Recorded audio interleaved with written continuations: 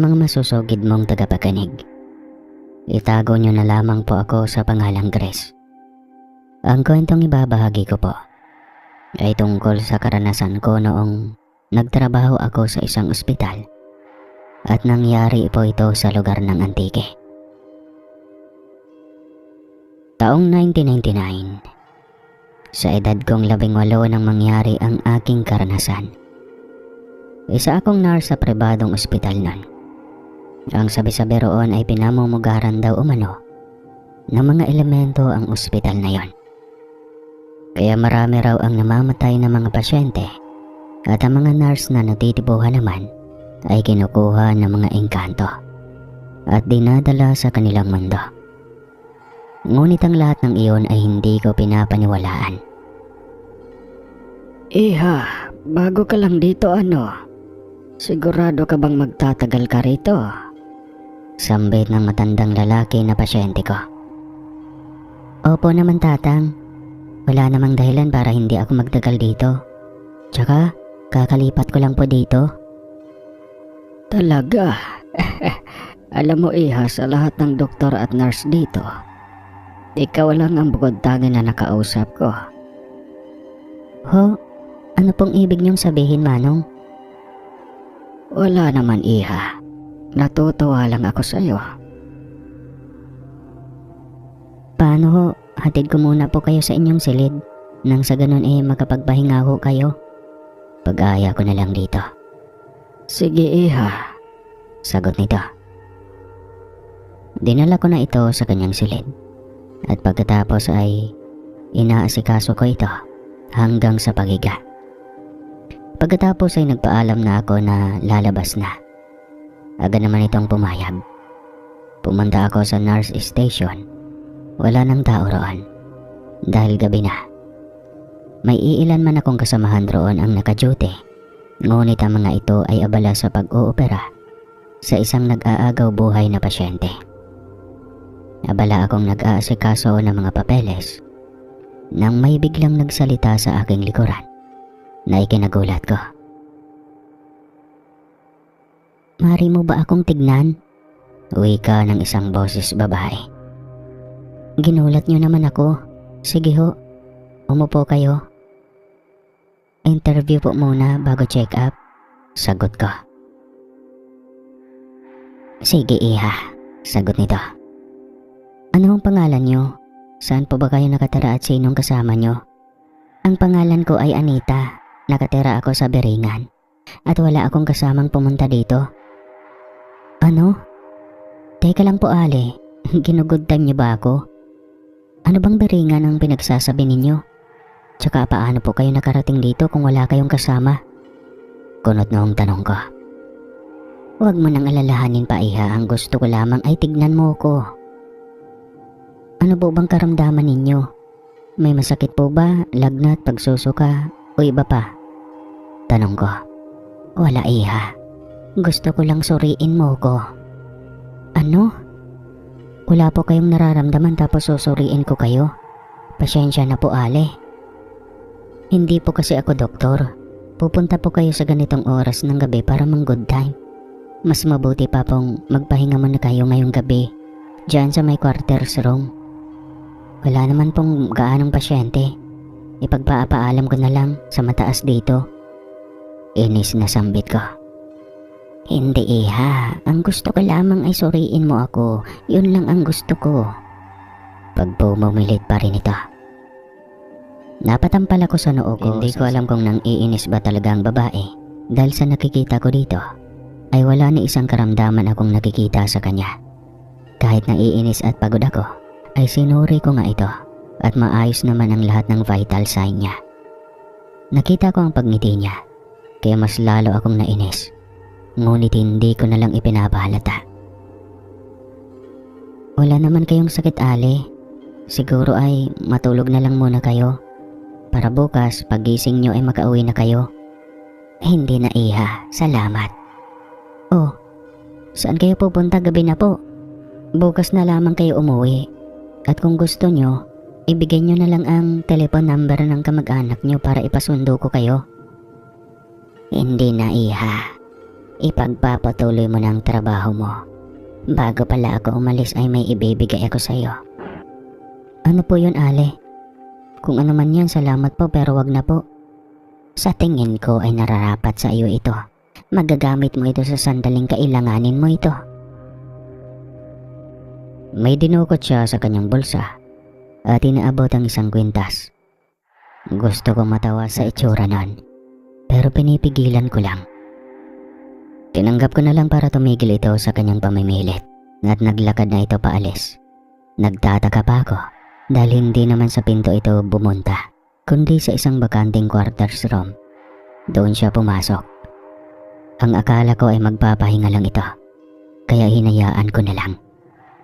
Kinabukasan bago ako mag-out ay pumunta ako sa nagbabantay ng CCTV sa second floor upang alamin kung may kasama ba ang matandang babae nung gabi. Manong? Ano yun, Ma'am Grace? Pwede po ba kayo makausap? Duda kasi ako sa matandang babae na nagpa-check up sa akin ng 10 oras ng hating gabi. Ano? Wala naman akong nakita kagabi sa CCTV. Maliban sa'yo, ma'am. Ha? Sigurado po ba kayo, Manong? Pwede po bang i-check uli? Pakiusap ko. Oo naman, sandali. Mabilis nga nitong chinik ang CCTV. At halos kilabutan ako nang makitang wala naman akong kausap. Kahit malabo ang CCTV nun at black and white pa. Talagang malalaman mo kung may ibang tao doon. Maging si Manong ay hindi makapaniwala sa nakikita. Oo ma'am, sabi ko naman sa'yo, hindi ba? Wala naman kayong kausap. Tignan mo, mukhang naiinis pa yata kayo tapos chinek up nyo pa. Hindi makapaniwalang ani nito. Oo nga po, Manong. Baka lang siguro pagod lang ako. Kung ano-ano na lang ang nakikita ko. Hindi yan pagod, Ma'am Grace. Nangyari na rin yan dito. Sa totoo lang hindi ko alam kung bakit dito ka pang nagtrabaho. Samantalang ang dami-daming ospital na mapapasukan sa Maynila. Bakit dito ka pa sa pagkalayo-layo at liblib na probinsya? Tura nito. Ayos lang naman sa akin, Manong. Ang mahalaga sa akin makapagtrabaho. Nang sa ganon ay magkaroon ako ng pantusto sa nanay kong may sakit. Pero mag-iingat ka dahil nakikita mo sila. Siguradong hindi ka nila lulubayan. Marami ka pang hindi alam sa ospital na ito. Anong ibig niyong ipahiwatig? Kunot nung tanong ko. Wala naman, iha. Basta mag-iingat ka lang. Nagpaalam naman ako na uuwi na. Habang nagmamaneho ako sa aking sasakyan, ay naisip ko na naman ang nangyari noong gabi hanggang sa pag-uwi ko. Dahil totoong nakausap ko ang matandang babae. Kahit gusto ko mang mag-absent ay hindi ko ginawa sa kadahilanang ayaw ko mabawasan ang sahod ko. Pag-uwi ko ay naabutan ko ang aking ina. Naabala sa pagbabasa ng dyaryo. Mabuti naman at maaga ka ngayon, tanong ng aking ina habang patuloy ito sa pagbabasa ng dyaryo. Maaga po kasing nagsidatingan ang mga kapalit namin, Nay. Mabuti nga po yun, Nay, dahil makakapagpahinga ka agad ako. Pagod na turan ko. Kita ko nga, may kasama ka pala. Bakit hindi mo papasukin ang kasama mo? Tanong nito nang dumako ang paningin nito sa labas. Ano bang pinagsasabi niyo, Nay? Wala akong kasama. Kinikilabot ang sambit ko. Joke lang naman, masyado ka naman yatang apektado. Hindi naman po, Nay, pero totoo ba talagang may kasama ako? Seryosong tanong ko. Wala, niloloko lang kita para mawala yung pagod mo. Ganun ba? Akala ko kasi totoo. Siya nga pala, Nay. May dala po akong pasalubong sa inyo. Binili ko yan sa panaderya kanina. Naku anak, hindi mo talaga kinakalimutan ng nanay. Maraming salamat ha. Pero bakit naman ang dami nito? Ayos lang sa akin kahit 3 piraso. Mabubusog na ako doon. Siyempre, Nay, gusto ko pong may kakainin kayo palagi. Naawa na nga po ako sa inyo dahil mag-isa lang kayo dito paggabi. Ano na kaya kung pauwiin natin si ate dito? Hindi na anak. Alam mo naman kasi ang ate mo, may galit pa rin sa akin. Hayaan nyo, Nay. Kakausapin ko si ate. Tsaka tama lang po talaga na ipakulong nyo ang asawa niya dahil masyadong manyakis. Naawa ako sa aking ina dahil sa tuwing nasa trabaho ako ay mag-isa lang ito. Kaya palagi akong nag-aalala dito na mayroon akong kapatid na matanda lang ito ng 2 taon. Ang totoo ay galit ito sa aming ina dahil ipinakulong niya ang kanyang kinakasama na araw-araw siyang binubugbog sa sarili naming pamamahay. At kaya naman nakulong din ito ng tuluyan ay pinagtangkaan akong gahasain ito. Mabuti na lamang ay agad akong nasaklolohan ng aking ina. Nakiusap noon ang ate ko na wag itong ipakulong. Na kahit sa kabila ng mga maling nagawa nito ay mahal na mahal ito ng ate ko at ayaw niyang mawala ng ama ang kanyang mga anak. Pero si inay ay desididong ipinakulong ang kanyang kinakasama.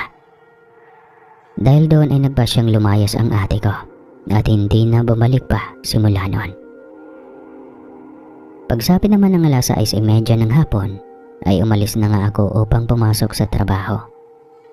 Sa una ay kalmado lang ang lahat. Kakaunti pa rin ang mga pasyente. Oh, akala ko ba mag-a-absent ka ngayon? Tanong ni Betche. Hindi na. Naisip ko kasing sayang ang araw. Pandagdag din sa pambayad ng iba pa naming utang. Sagot ko. Sa bagay. Pero matanong ko lang. Usap-usapan dito ang nangyari sa'yo kagabi. Totoo ba talagang nakakikita ka?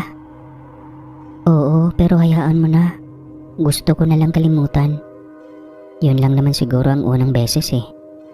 Hindi mo sure? Kung hindi lang kita kasama dito sa trabaho, kapag nalaman kong may mga momo dito, siguro matagal na akong nag-resign. Ikaw talaga napakaduwag mo. Sige na, hinahanap ka na ni doktora. Natatawa itong umalis, kaya naiwan akong muli roon. May iilan akong kasama ngunit hindi ko ito nakakausap dahil abala na rin sa pagtatrabaho. Ilang oras ang lumipas ay nakaramdam ako ng pagsakit ng bato ko, kaya nagunat-unat ako ng aking katawan at napagpasyahan ko munang magpahinga. Maya-maya pa ay nakaramdam ako ng pagsakit ng puson ko, kaya tumayo ako upang tumungo sa banyo. Umakyat pa ako sa 2nd floor dahil sira ang banyo sa 1st floor. Dahil sakada sa sobrang paggamit, mabilis akong pumasok doon. Shit, bakit ngayon pa ako nagdadalaw? Grabe ang sakit na ng puson ko. Sambit ko sa aking sarili. Habang nagpapalit ako, ay nakarinig ako ng mga boses na tila pinag-uusapan ako. Andiyan na siya sa loob. Talaga? Ano kaya kung isama na natin siya? Kasi ang sabi ni Tanda, nakakakita daw ang babae. Mabuti pa nga. Pero nakakaawa siya, wag na lang kaya. Ha? Hindi pwede. Magagalit si Tanda. Ang inutos niya ay dali natin ang babae sa kanyang mundo. Pero kawawa naman ang nanay niya kung mawawala niyan. Eh ganun talaga. Natipuhan siya eh, kaysa naman tayo ang malintikan. Dinig kong pag-usap ng kung sino sa labas. Kaya nakaramdam ako ng takot. Dahil batid kong walang bata ang gumagala sa ganong oras ng hating gabi. Kaya naman pagkatapos ko ay lumabas ako. Ngunit ni isang bata ay wala akong nakita. Mama, Diyos ko, may maligno talaga sa ospital na to. Naluluhang sambit ko sa aking sarili. Habang tumatakbo ako, ngunit nadapa ako. At nakaramdam ako ng pagsakit sa aking paa. Sinubukan kong tumayo ngunit tila nabalian yata ako ng paa. Sabi ko naman kasi sa'yong huwag tayong maingay, tuloy natakot siya. Sambit ang boses batang babae. Sino kayo? Pakiusap. Huwag niyo naman akong takutin. Please, maawa naman kayo. Gusto ko lang naman magtrabaho dito. Umiiyak na sambit ko dahil sa takot na aking naramdaman. Tara na, isama na natin siya. Sambit naman ng isang bata na boses lalaki. Lubayan niyo ako. Ani ko. Nagulat naman ako nang bigla silang lumitaw sa harap ko. Nanlaki ang mga mata ko at nangilabot dahil sa itsura ng mga nilalang na nasa harap ko. Kakaiba ang mga wangis nila. Ang tenga nila ay parang sanga ng kahoy na punong-puno ng mga dahon. Ang balat naman nila ay balat din ng kahoy. Parang nga silang bata at matatalim ang mga ngipin nila na kapag nakagat ka ay tiyak na mapuputulan ka. Pakiusap, lubayan ninyo ako. Maawa kayo sa akin. Ano bang kailangan nyo? Umiiyak na sambit ko. Sumama ka sa amin. Sasabihin sa iyo ni Tanda ang kailangan niya. Huwag kang mag-alala, hindi ka namin sasaktan. Tura ng boses babae. Nagulat ako nang bitbitin ako nila. Tila nanlamig ako dahil sobrang lamig ng kanilang mga kamay. Wala akong nagawa ng bitbitin at dalhin nila ako sa isang silid. Napakawari ko ay nandoon ang portal kung saan sila nakakatawid sa aming mundo. Kahit anong sigaw ko ay walang nakakarinig hanggang sa hinigop kami ng portal at pagdilat ko ng aking mga mata ay naroon na ako. Asan ako? Ani ko. Nandito ka sa aming mundo, magandang binibini. Anong kailangan nyo? Bakit nyo ako dinala dito? Ikaw ay natipuhan ng aking ina. Gusto kanyang manirahan dito upang gawing prinsesa at maging parte ng aming pamilya. Ngiting sambit ng isang napakagandang babae. Nako, hindi po. May pamilya po kasi ako sa aming mundo. Kaya pakiusap, pagkawalan ninyo ako. Ayaw mo ba ng kayamanan, kapangyarihan at kalayaan? Hindi ka na maghihirap pa sa kakatrabaho? Hindi na bali.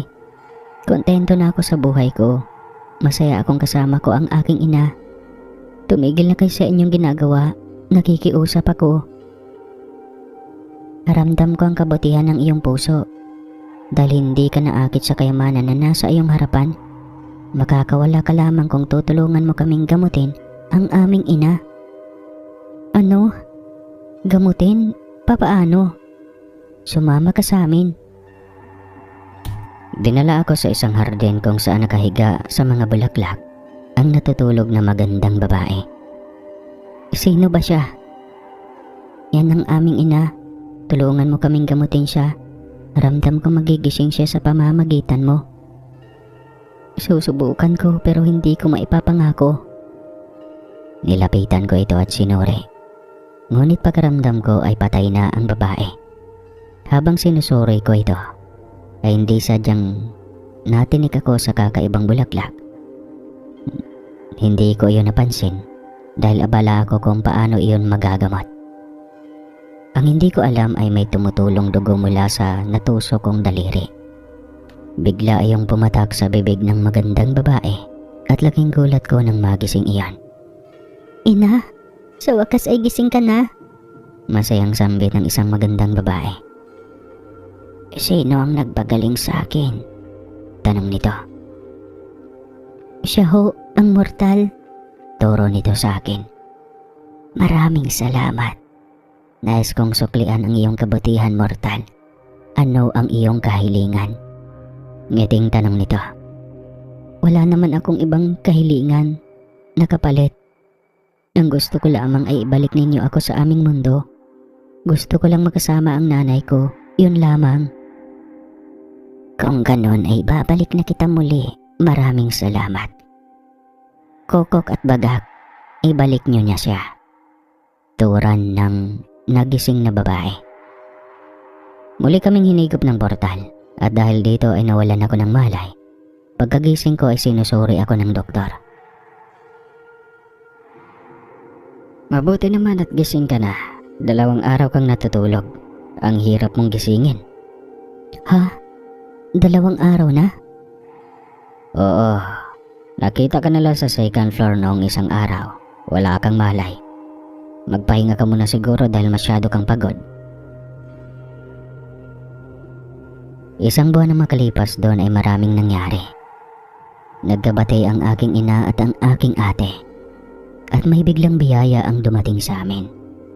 Dahil doon na hindi na kami naghirap. Marahil siguro ay binigyan kami ng swerte ng engkanto na aking ginamot na hindi ko naman sinasadya. Hanggang sa ngayon ay nagtatrabaho pa rin ako. Ngunit sa pagkakataong ito ay isa na akong doktor. Hanggang dito na lang po ang aking kwento. Maraming salamat sa lahat ng nakikinig. Grace po ng Antique. Wakas ng kwento. Hanggang sa muli.